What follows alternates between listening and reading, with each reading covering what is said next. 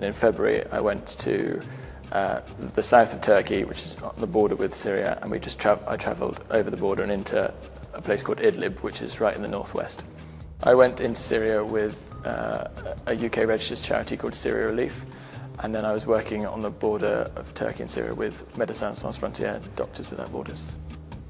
A lot of the drawings were of refugees outside camps or setting up their homes in Turkey. Some of these people have suffered a kind of incommunicable amount of trauma. This little boy had lost his right leg, his mother and his brother the day before in a shelling. He was always struggling with this oversized oxygen mask. And then his father, who was just in such a state, could hardly sit still. And I just remember trying to draw his hands, which kept moving and up and down from his head, and stroking this little boy's foot.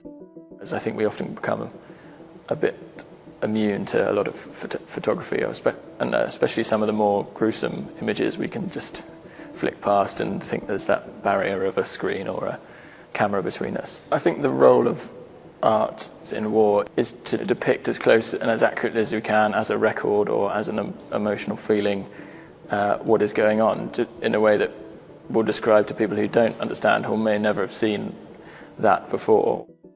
Yeah, in particular these two refugees in a camp in Turkey. He moved to a new village in northern Syria, and his mother told their host that her sons were fighting for the Free Army, his older brothers.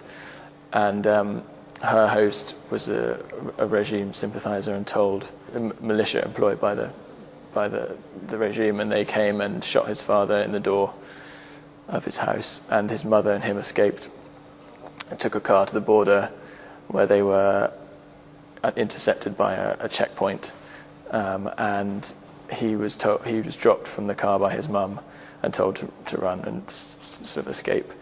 And he did as he was told, but he turned round to watch his mother be taken from the car and her head being chopped off.